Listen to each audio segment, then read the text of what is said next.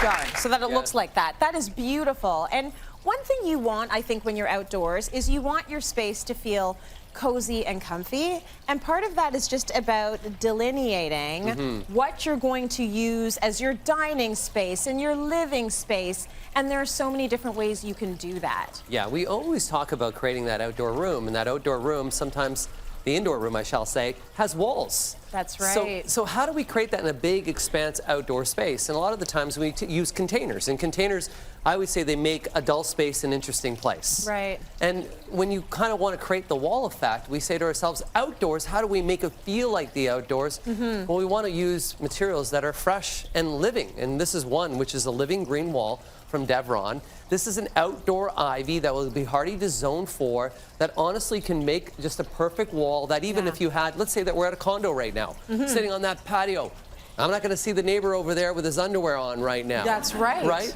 So it creates that beautiful space for you. And the one variety that you have behind you is actually an indoor variety. So that's one that could be be used indoors to add that little bit of greenery, that air purification that's inside. So they're real. Yeah, they're real. What do you have to do for upkeep, for maintenance? Upkeep, well, watering. These guys here, sometimes if they're exposed in the northwest with a lot of sunlight, you may have to put some burlap over them in the winter time just to kind of protect them so they don't get moisture loss. Outside of that, not much. The indoor variety, which is the canary ivy, actually grows really quickly. So you have to give it the occasional haircut. If not, it'll actually grow, take your children away.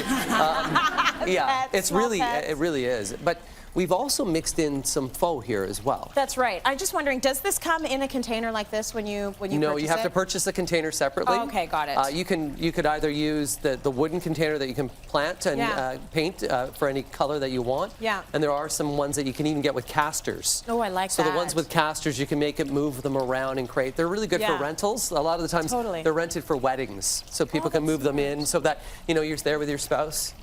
Green wall. Do a picture, the Instagram photo. Totally, and then the rest of your place is a dump, but you have that space, and it's beautiful. You got it. Right? That's great all around, but there's this space. That's real living. That's real. That's Instagram living, baby. You got it, with the faux. So we have some faux boxwoods there. Why do we use faux boxwoods? Well, boxwoods in a container usually don't survive.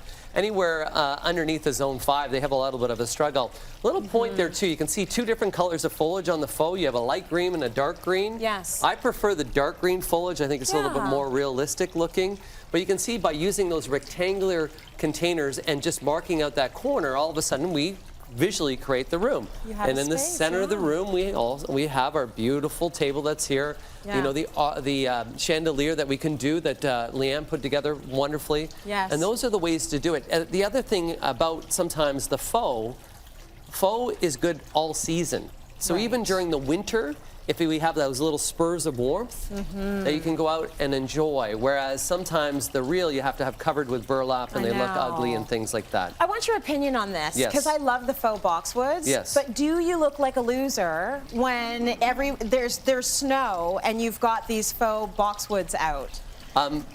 Sometimes. People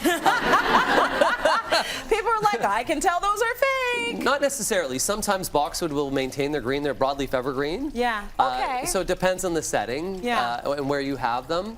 And at the end of the day, who cares? I find lawns, the faux lawns, are the ones that really stand out in the middle of winter. But you can also blend some different greens, even for Christmas time. You actually put some real live pine mixed in.